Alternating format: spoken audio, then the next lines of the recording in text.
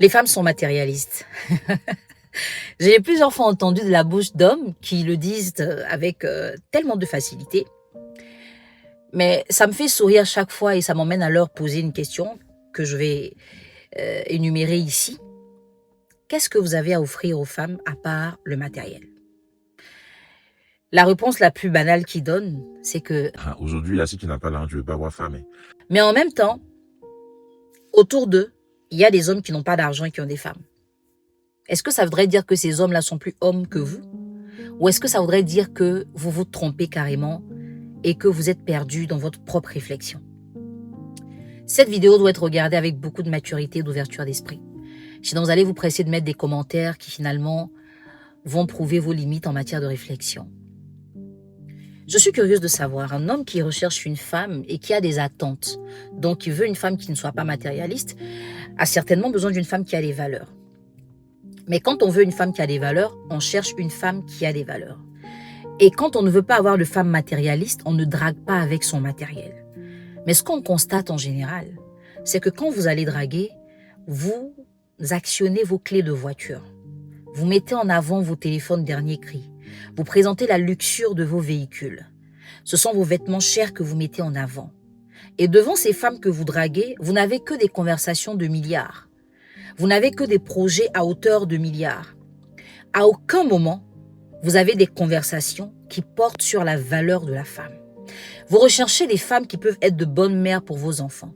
Mais à aucun moment, vous ne discutez avec ces femmes que vous courtisez pour savoir même si elles ont la fibre maternelle.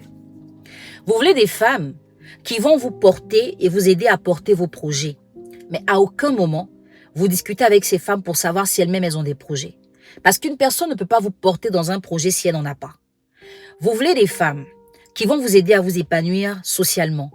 Mais vous ne cherchez pas à savoir si elles sont épanouies socialement. Vous ne cherchez pas à connaître leurs conditions. Vous cherchez juste à savoir est-ce qu'elles sont belles, est-ce qu'elles sont bien habillées, est-ce qu'elles sont bien coiffées.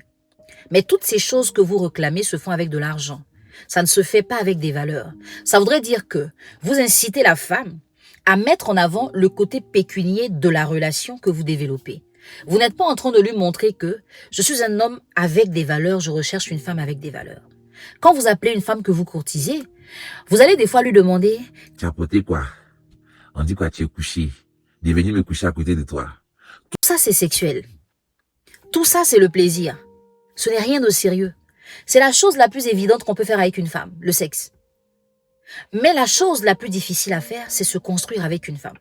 Quand vous appelez, qu'elle vous dit qu'elle est couchée, même quand vous lui demandez comment ça a été sa journée, vous n'êtes pas à fond sur le détail de ce qui a été dans sa journée. Vous êtes plus en train de chercher est-ce que la nuisette qu'elle a portée est d'une couleur que vous aimez. Et c'est vous qui vous plaignez que les femmes soient matérialistes. Bon, faites un challenge à partir de cette vidéo et désormais, allez-y les draguer avec vos valeurs. Allez-y les draguer avec vos valeurs d'hommes attentionnés, d'hommes patients, d'hommes à l'écoute, d'hommes réfléchis, d'hommes conseillés, d'hommes qui boostent, d'hommes qui inspirent. La femme qui ne va pas se laisser attendrir par ces valeurs-là ne mérite pas d'être dans votre vie parce que vous recherchez une femme de valeur. Vous ne recherchez pas une femme qu'on peut acheter parce qu'elle se donne une valeur. Vous cherchez une femme de valeur. C'est la meilleure façon de faire votre casting.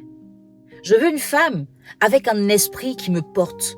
Cette femme est portée sur ma poche, j'en ai pas besoin, peu importe sa beauté. Il ne faut pas vouloir une chose et faire son contraire. Et on ne peut pas avoir deux choses différentes en même temps. Soit vous avez une femme qui respecte vos principes, donc vous prenez le temps de la chercher et de la trouver. Soit vous avez une femme qui respecte aucun de vos principes que vous pouvez trouver n'importe comment. Maintenant, mesdames, je vais vous parler à vous. J'ai déjà entendu certaines parmi vous dire « Il m'invite, il paye même pas mon transport. » Une invitation, c'est une proposition de rendez-vous que vous pouvez valider ou invalider. Ça veut dire que quand un homme vous appelle pour vous inviter, vous pouvez dire oui comme dire non. Et ce que vous devez savoir, c'est qu'un homme qui vous courtise est obligé d'avoir des moments privés avec vous. Que ce soit au resto, à la plage, à la piscine, au cinéma, à la bibliothèque, dans un musée. Cet homme a besoin d'avoir un moment avec vous, seul, où vous discutez pour qu'il apprenne à vous connaître et à savoir si vous respectez plus ou moins les attentes qu'il a. Ça ne peut que se faire par invitation. Parce que même s'il vient chez vous, c'est une invitation. Si vous allez chez lui, c'est une invitation. Donc, il n'y a pas une relation qui démarre sans invitation.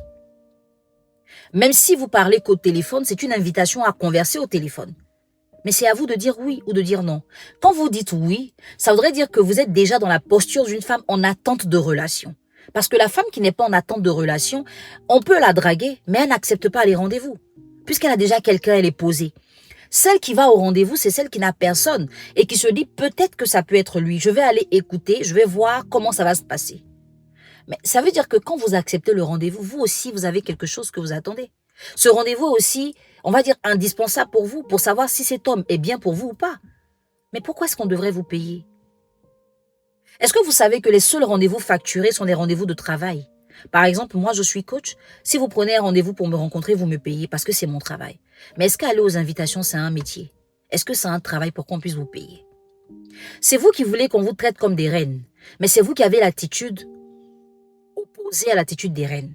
La reine, c'est celle-là qui connaît sa place, sa valeur et sa dimension. Elle ne quémande pas.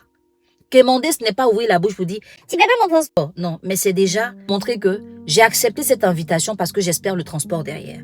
Et c'est ce qui fait que des fois, quand vous identifiez un homme comme celui qui serait peut-être pas capable de vous payer le transport, quand il vous invite 100 fois, vous n'allez pas. Et vous courez après celui que vous avez identifié comme capable de payer votre transport. Et pour lui, vous êtes prêt à faire tous les sacrifices. Et c'est celui-là que vous voulez, même quand vous savez que vous n'avez pas votre place dans sa vie. Et quand on vous manque de respect, quand on vous rabaisse, quand on vous frustre, vous êtes étonné. Pourtant, vous avez prêté le flanc. Un homme vous invite pour apprendre à vous connaître, il doit vous payer. Mais est-ce que vous savez que vous avez le droit de ne pas accepter qu'il apprenne à vous connaître parce qu'il ne vous intéresse pas? Mais s'il vous intéresse, c'est un plaisir partagé, c'est un moment d'échange et ce moment est aussi utile pour vous. Grâce à ce moment, vous allez savoir est-ce que c'est un homme qui respecte les femmes? Est-ce qu'il est galant?